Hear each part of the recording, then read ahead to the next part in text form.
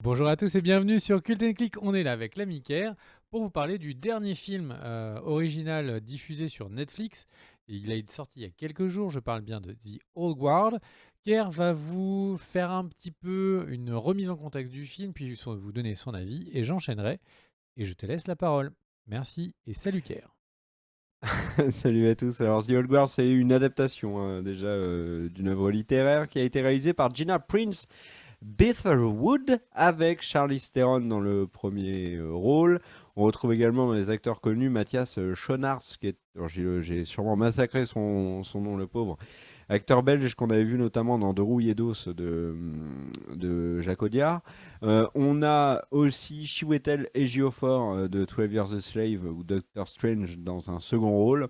Et c'est un film qui raconte l'histoire d'un groupe d'immortels qui en fait sont des mercenaires et qui sont traqués et qui sont dirigés par Charlize Theron. C'est sorti le 10 juillet sur Netflix. C'est une grosse sortie Netflix par la promo. Est-ce que c'est une grosse sortie Netflix par, on va dire, le budget du film et ce qu'il a réellement dans le ventre? Je te propose de donner mon avis sur le film. Euh, j'ai trouvé ça sympa. J'ai trouvé que c'était un téléfilm sympa et j'utilise le terme de téléfilm à bon escient puisqu'en fait je trouve que le film a un budget qui est relativement limité. Alors il est vendu comme un espèce de John Wick de Netflix, un peu comme l'avait été Tyler Rake, un film un peu dans la mouvance de ce que fait Netflix récemment comme Spencer Confidential, des films avec une tête d'affiche importante et puis ça envoie, c'est un gros film d'action, etc. Mais le film en lui-même est pas ça à mon sens. Et le film a jamais vraiment la prétention de l'être. C'est un film qui m'a pas désintéressé. Surtout, sa force, j'ai envie de dire, c'est qu'avec le peu qu'ils ont, ils ont réussi à en faire un truc qui tenait à peu près la route, sans grande prétention. On se balade dans des petits villages français notamment. Le film prend son temps. Il y a beaucoup de discussions entre les personnages. Alors ça a été des choses qui ont été énormément reprochées, notamment par la presse qui l'a défoncé. Mais ça, c'est quelque chose que j'ai trouvé sympathique pour un film qui n'avait pas de grandes ambitions. Alors on en discutait entre nous. C'est un film qui veut être une franchise. Alors soit, mais ok, mais ça sera pas une franchise qui va, à mon sens, avoir des budgets faramineux. Alors, comme le film cartonne sur Netflix, peut-être que la suite en aura, mais en tout cas, le premier, je l'ai trouvé plutôt sobre. Euh, dans son scénario, avec quand même de grosses failles, l'antagoniste est quand même assez caricatural, etc. Mais voilà, un film que j'ai regardé sans passer un mauvais moment et qui s'inscrit dans un contexte. Et c'est pour ça peut-être que je suis aussi, on va dire, sympathique avec The Old Guard. C'est que c'est un film d'action qui s'inscrit dans une période où on n'a pas de nouveautés dans ce domaine-là. Alors au cinéma, il y a des ressorties, mais on les a déjà vus. Il y a des drames français, des petites comédies, etc. Mais en termes de films hollywoodiens avec des têtes d'affiche et puis un spectacle qui veut quand même nous en envoyer un petit peu dans la tronche, il faut bien avouer qu'avec la crise qu'on traverse, on n'en a pas. Et quand j'ai terminé The Old Guard, je me suis dit, c'était sympa, mais ça fait du bien quand même de voir un film inédit. Et je pense que si tu avais sorti The Old Guard il y a un an, mais dans le flot de nombreux films qui sortaient, là je pense que le film serait passé relativement inaperçu. Voilà. Toi, t'en as pensé quoi? Donc si j'ai compris, c'était plutôt beauf, mais un point pour être le nouveau film du mois. Ouais, ouais, ouais. Et puis un film que je n'ai pas trouvé prétentieux. Voilà. Par exemple, si je regarde au niveau des personnages, j'ai trouvé l'équipe d'Immortel très sympa. Le couple homo est très bien, le Mathias Schoenaerts aussi. Tu vois, s'il y a une suite, honnêtement, je serais content de la voir et de retrouver cette équipe. Ok, bah de mon côté, moi je l'ai trouvé plutôt beauf, le film. Tout est tiède. En fait, je vais reprendre les mêmes points que Kerr, mais je vais juste être côté pile alors qu'il était côté face. Les personnages. Alors, la différence peut-être avec R, c'est que moi, les personnages, je les ai trouvés extrêmement fades. On a des acteurs qui sont quand même. Enfin, Charlize Theron, elle est quand même capable d'être une très très grande actrice. Le scénario, la mise en scène ne laisse pas du tout la place à ça. La réalisatrice, puisqu'on en parle, qui s'appelle Gina Prince Bythewood, euh, qui est une réalisatrice qui avant faisait plutôt des tout petits budgets comédies romantiques. Qu'est-ce qu'elle fait à réaliser un film d'action? Je ne sais pas. Visiblement, les cascadeurs ne savaient pas non plus. Parce qu'en fait, les cascadeurs font des trucs de ouf. Alors vraiment, si vous regardez sur les côtés de la caméra, etc., vous voyez les cascadeurs qui sont à fond de ouf. Mais la caméra, par contre, elle n'est pas foutue de vraiment bien suivre l'action. La caméra va peut-être passer en plan fixe. Il y a des moments, on a juste envie de se dire que ces scènes, enfin, il y a plein de scènes qui sont gâchées. On a l'impression vraiment que ça pourrait être un film un peu comme un The Raid. Alors, en fait, on pourrait dire que les John Wick ont complètement changé la manière dont l'action est représentée, qui est censée être beaucoup plus froide, beaucoup plus efficace, un personnage hyper badass, etc. Le film est clairement un descendant de John Wick, mais il assume pas son côté tout petit budget qui pourrait être un film à la The Raid, où en gros la performance elle est dans les cascadeurs et la caméra c'est juste être au service des cascadeurs. Et en fait, Tyler Rake, que j'ai pas trouvé ouf, au moins avait le mérite d'avoir un réalisateur qui était un coordinateur et réalisateur enfin, dont la spécialité était les scènes d'action et qui était lui-même un ancien cascadeur. Le film, ça se sent. Le film, il prend des risques pour des plans. Le film a par moments un vrai dynamisme. Là, je trouve que tout est un peu lent, tout est un peu chiant. Les personnages sont pas méchants, mais ils sont juste pas très intéressants. Et en fait, ça aurait été. On m'aurait dit, c'est le premier épisode de 52 minutes, on retire un tiers là, du film. J'aurais dit, c'est pas grave du tout. C'était 52 minutes et c'était une nouvelle série HBO en 6 épisodes. Là, c'est moins tendu qu'un Bodyguard. Pour prendre une série qui n'est pas du tout une série d'action, en fait, dans Bodyguard, dans les scènes d'introduction, la tension était plus palpable et j'ai senti que c'était mieux filmé que tout le film. Alors que ça n'a vraiment aucun rapport. Donc en gros, vraiment déçu, vous retirez Charlize Theron, le film, vous vous demandez pourquoi est-ce que on en parle ou pourquoi vous le regardez. C'est-à-dire que c'est vraiment un film, si vous retirez juste le charisme qu'a Charlize Theron, qui est mal exprimé parce que pas possibilité d'être exprimé dans le film, c'est vraiment un direct ou DVD produit en Allemagne avec des acteurs allemands que personne ne connaît. Donc voilà, si vous êtes vraiment en manque de John Wick, bah, c'est un placebo. C'est pas un bon placebo, mais c'est un placebo. Si vous êtes en train de chercher un bon film, passez.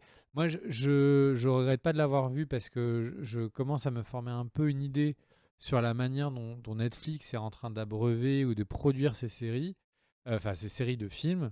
Parce que là, encore une fois, c'est un film qui est prévu pour être une franchise. Dès que Charlize Theron a pu le glisser en interview, elle a tout de suite dit qu'il y avait tel segment de l'histoire qui serait intéressant pour être travaillé sur un 2. Le film est même arqué, je trouve, beaucoup autour de l'idée qu'il y aura une suite. Euh, voilà. Après, ça aurait été pas mal de juste miser plus sur celui-là. Mais voilà, comme le dit Kerr,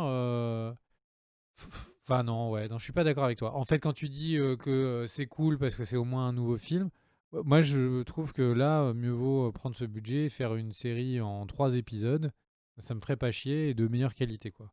Là, vraiment, et je pense il y a vraiment la pré-production, le travail d'écriture, de travail de préparation des acteurs est pas fait. Charlize Theron, là, concrètement, à mon avis, elle a moins d'un mois de préparation pour ce rôle. Je parle de préparation physique. Moi, je pense vraiment que la pré-production est bâclée sur le film et que c'est tout ça qu'on est en train un peu de lui reprocher. Moi, je voudrais réagir sur Charlize Theron parce que tu dis que c'est une bonne actrice et c'est vrai, c'est une bonne actrice dans Dark Places, dans Bataille à Seattle que j'ai beaucoup aimé, dans Monster où elle a eu un Oscar, etc. Mais il y a Mad Max Fury Road où elle a un rôle badass et où elle est excellente, c'est vrai, c'est indéniable. Mais quand on regarde à côté, les rôles où elle joue soit une méchante, soit un personnage vraiment badass, et ce qu'elle est en train d'enchaîner comme rôle un peu enfermé depuis Atomic Blonde, depuis Fast and Furious, dans ces rôles un peu badass, comme les par exemple Keanu Reeves avec John Wick, moi je l'ai jamais vraiment trouvée excellente, voire je la trouve même plutôt mauvaise dans ce genre de rôle. Et c'est dommage qu'elle continue de les enchaîner. Alors je pense qu'elle les enchaîne parce que c'est un peu comme Liam Neeson qui explique que faire des films à la Taken, ça le saoule, mais il fait que ça parce qu'on lui propose et ça paye. Mais c'est dommage, je trouve que c'est vraiment, pour le coup, gâcher son talent parce que là, je te rejoins complètement. Dans The Old Guard, Charlize Theron, elle est vraiment sans plus. Dans Atomic Blonde, c'était déjà le cas. Dans Fast and Furious, je l'ai trouvé catastrophique. Enfin, c'est dommage. Moi, je la préfère vraiment dans des rôles où, par exemple, tu vois, dans La Route, elle a un tout petit rôle. Mais dans La Route, je l'ai trouvée excellente. Et c'est dommage qu'elle s'enferme dans ce genre de rôle. Voilà. Bah écoute, oui, après le truc c'est que même dans Fast and Furious, elle a 1000 fois plus de charisme que là, je trouve. Et on en vient encore une fois au fait que j'ai rien contre Charlize Theron. Moi, enfin, je disais, c'est une très bonne actrice. Je pense juste que là, la manière dont les films sont signés chez Netflix, c'est est-ce que c'est un film qui peut avoir une suite? Je pense que c'est la première question qu'ils posent. Deux, c'est qui la tête d'affiche qui permettra qu'on montre que nous, on est Netflix et qu'on est gros. Donc c'est Will Smith pour un, c'est peut-être l'acteur, c'est peut-être le réalisateur, parce qu'ils vont dire c'est le nouveau Scorsese. Donc les réunions, c'est est-ce qu'il peut y avoir des suites? Est-ce que c'est un nom qui va faire rêver? Scorsese fait tellement rêver qu'ils sont OK pour qu'il n'y ait pas de suite. Il y a sinon tous les autres films que vous pouvez voir, ils sont quasiment tous les Six Underground, Spencer Confidentiel, Bird Box. C'est que des films qui sont soit pensés, enfin qui sont pensés suite compatibles. Les pitchs, c'est très simple. C'est Charlize Theron qui va casser des bouches et elle est immortelle et donc il pourra y avoir d'autres films. Enfin, c'est Six Underground, c'est une équipe. Alors il y a Ryan Reynolds. Je veux que ça pète de partout et qui forment une équipe et comme ça ils peuvent faire les Fast and Furious un peu partout dans le monde. Enfin, si tu regardes, il y a des vraies similitudes étonnantes entre les films qui sont greenlightés chez Netflix et les films qui marchent. C'est-à-dire que là, clairement, c'est John Wick. Fast and Furious, c'est Six Underground. Le Spencer Confidential, c'est, j'ai envie de dire, les Die Hard, n'importe quel film d'action américain habituel. Il y a vraiment. Pour moi, le John Wick, c'est Tyler Rake, hein. C'est pas The Old Guard. Bah, Tyler Rake, c'est la chute du Faucon Noir. Tu vois, c'est un film un peu militarisé. Bon, il y en a tellement, tu vas me dire. Et le truc, c'est que tu regardes, il y a vraiment les films types qui marchent à Hollywood. Tu vois, d'Hollywood qui marchent pour le public, si on le met dans le bon sens. Et Netflix en valide comme ça, un par silo. L'été, plutôt blockbuster, machin. Et en fait, je pense qu'il y a une volonté de faire bien, mais il y a un truc qui. Il y a un truc qui. La roue, elle grippe, quoi. Il y a un truc qui roule pas. Là, en l'occurrence, je pense concrètement que la réalisatrice, elle n'a pas le poids pour faire un. Enfin, elle n'est pas suffisamment bonne pour pouvoir faire un bon film. Enfin, vraiment, je vous invite à regarder sa filmo hein, si vous ne connaissez pas. Mais elle ne fait qu'une succession de films plats avec des notes qui sont critiques ou au public qui sont plutôt moyenne basse. Le film qui sort là, il est réalisation moyenne basse. J'ai envie de dire, personne n'a de surprise quoi. Donc voilà, mais donc c'est pour ça que je dis je suis content de voir ce film parce que je suis content de voir un nouveau film comme toi, mais je suis vraiment curieux de voir cette maison de production qui s'appelle Netflix commencer à se faire une identité et je suis un petit peu déçu parce que Netflix ça a commencé sur House of Cards, ça a commencé sur quelque chose, ils sont allés chercher Fincher, ils sont allés chercher Kevin Spacey et ils ont fait quelque chose qui narrativement était inhabituel. Le fait d'avoir comme ça l'acteur qui pouf se retourne à la caméra, parle à la caméra, le fait d'avoir ce personnage de présidentiel américain sans moralité. Et là, en fait, j'ai l'impression que Netflix devient plus mainstream et que du coup, ils font des trucs plus mainstream. Faut voir. Ils sont attaqués par un Amazon Prime, ils sont attaqués par HBO Max, ils sont attaqués par plein de plateformes qui, à mon avis, vont, elles, de leur côté, amener plus de nouveautés. Et du coup, j'ai hâte de voir ça plus. Voilà. Et je te laisse, du coup, les mots de la fin, mon cher K.